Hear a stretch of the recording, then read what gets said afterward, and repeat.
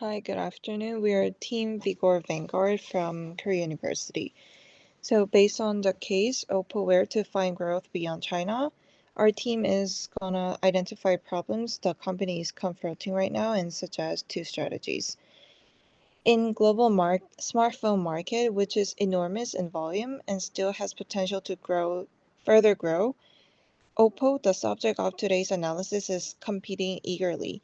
However, the Chinese manufacturer needs to deal with three problems.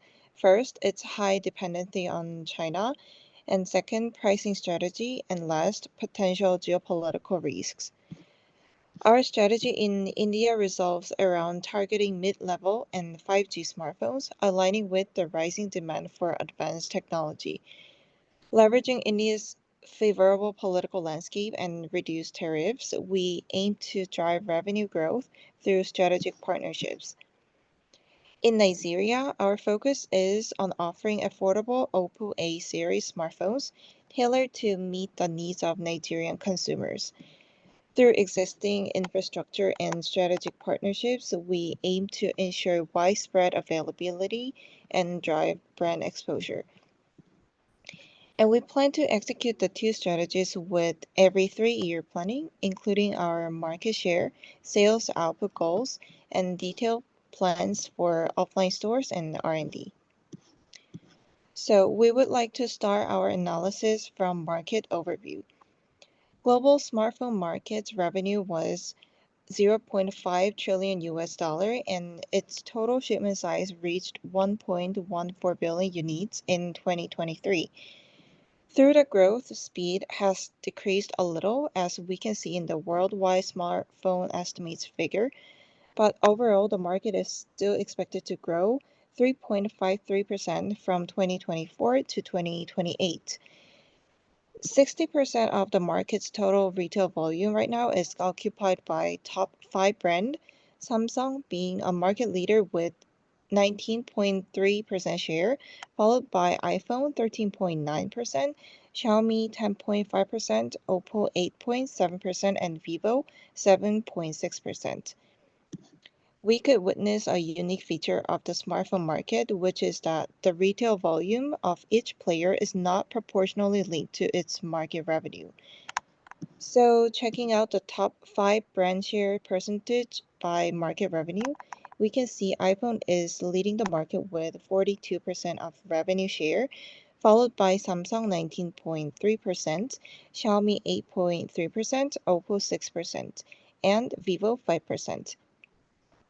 This is also the point where we identified one of our problems that OPPO's revenue is lower than its performance and compared to other brands as well.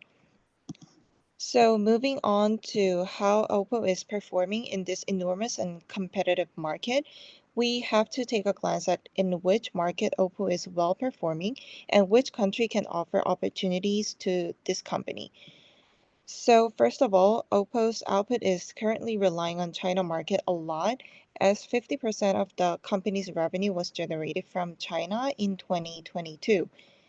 And India is the second place with around 18% of share, followed by southeastern countries such as Indonesia, Vietnam, Thailand, and Latin American country, Mexico. In each country, OPPO is performing decently on average, as it is in charge of 20% share of China smartphone market, good 20% share in each Southeast Asian countries, and 17% in Egypt, which is currently the one and only African country where OPPO has strong brand status. And our analysis includes two strategic solutions for the company later, which is to expand further in India and Africa. So we would briefly want to check out each market's current status. In India, there are huge competition between global players in India, and OPPO is on the fifth rank with 10.5% share. And in Africa, the company Transsion is performing as a market leader with almost 50% of market share, followed by Samsung with 30% market share. Though there are big players in Africa such as Transsion and Samsung, considering that the continent is still developing and that the competition is not very harsh unlike other continents, we captured a potential opportunity in this market.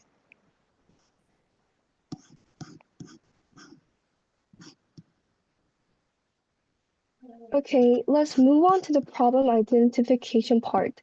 The key issue in this case was where to find growth beyond China, and our team identified three main issues focusing on the keyword growth and China. First, one of the factors limiting OPPO's revenue growth is its cheap pricing. In fact, within OPPO's product portfolio, entry-level and mid-range smartphones whose price is relatively low than its competitors exhibit the strongest performance. To address this problem, overall brand perception needs improvement, especially by establishing differentiation from other Chinese smartphone brands sharing similar market positioning. Secondly, there is a high dependency on China. While OPPO is a Chinese company, without a doubt, the fact that the majority of its products are sold in China is not a good signal. To achieve more stable operations and top-line growth, OPPO needs to grow in its domestic market and also pursue geographical expansion. Lastly, OPPO faces geopolitical tensions. As mentioned in the case, Chinese tech companies are facing trade sanctions from the United States. Therefore, considering this aspect in the previously mentioned geographical expansions, targeting emerging markets such as India and Africa seems inevitable.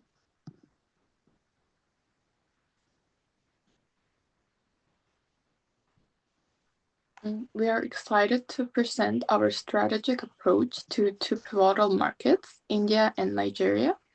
So first of all, India stands as one of the most dynamic and promising markets globally, with an average income level estimated at almost 3,100,000 Indian rupee per month in 2021 alone, and India's significant contribution to our annual output. We recognize the immense potential this market holds.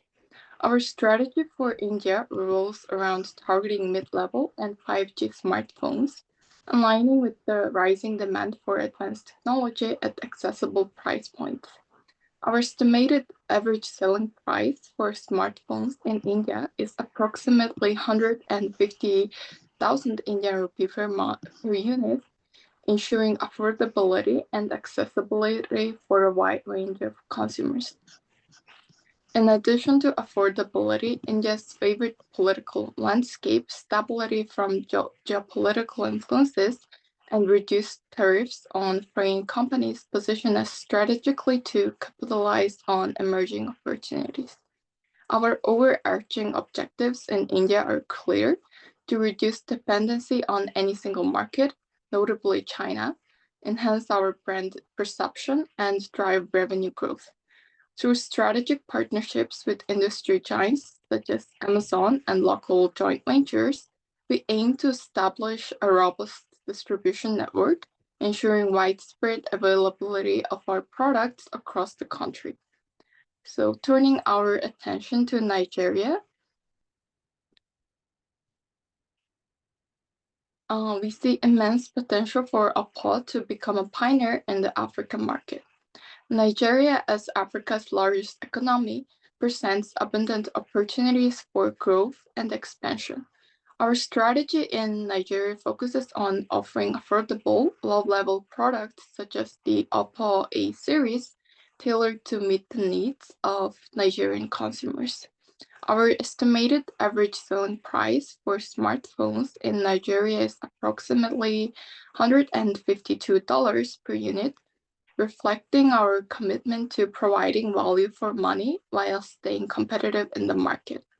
In terms of distribution, we plan to leverage existing infrastructure such as service centers and offline stores, ensuring widespread availability and accessibility of our products across the country. Furthermore, strategic partnerships and collaborations will enhance our brand exposure and drive positive change in the region. Thank you.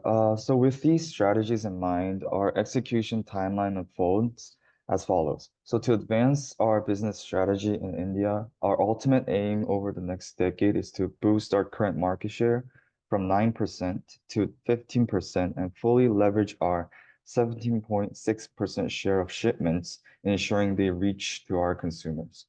So therefore, our immediate focus is to revamp our marketing and advertising strategy to establish a distinct brand image of our products, setting them apart from other BBK Corporation subsidiary brands in India.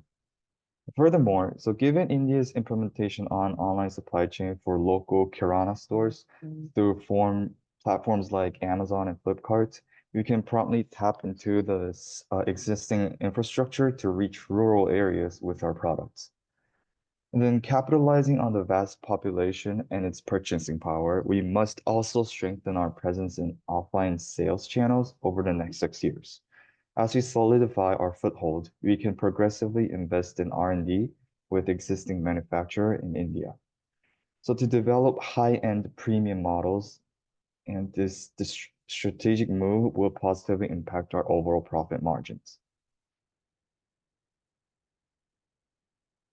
So as with Africa, we recognize the immense potential this continent offers. So beginning with Nigeria, our goal is to gradually increase our product's presence by establishing partnerships with telecommunication companies, thereby expanding our market reach to ensure accessibility to the public. And additionally, Africa presents opportunities through initiatives such as IoT and AI campaigns and challenges, serving as a platform for regional entrepreneurs to showcase innovative startup ideas. So with a proven track record in developing entry-level IoT devices and self-trained AI systems, also along with collaborations with esteemed institutions like IEEE and various universities, OPPO is well positioned to participate in such programs. So by partnering with these events, we aim to raise our profile among African corporates, governmental bodies, universities, and technological institutions. This allows us to diversify beyond smartphones.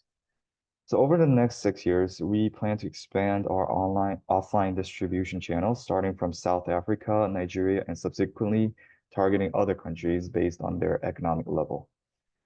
So leveraging our entry-level and affordable product lines, we see significant potential to forge strategic alliances with African governments. So this collaboration not only aligns with our sustainability principles, but also presents opportunities to address critical challenges such as waste management, fintech security, smart energy, and more by enhancing infrastructure. Lastly, let's address the potential risk associated with our team strategy. Primarily, our strategy is vulnerable to political instability. If political issues arise in the market we intend to enter, such as India and Nigeria, OPPO's operation could suffer significant setbacks. Particularly in India, there are movements to reduce dependency on China. Additionally, if US trade sanctions escalate, it could lead to difficulties in the supply chain, making operation more challenging. Furthermore, intensifying competition among Chinese smartphone brands is another concern. Besides OPPO, there are various other smartphone brands in China that leverage domestic manufacturer bases to produce affordable products. As time passes, it may become increasingly difficult for OPPO to maintain a competitive edge, requiring more extensive R&D effort to maintain its technological advantage. Moreover, infrastructure-related issues could arise.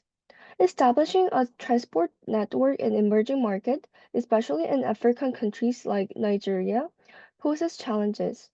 Additionally, rural areas targeted for expansion may face supply issues, leading to business inefficiencies due to infrastructure inadequacies. This is our conclusion of presentation today for this case. Thank you for your attention.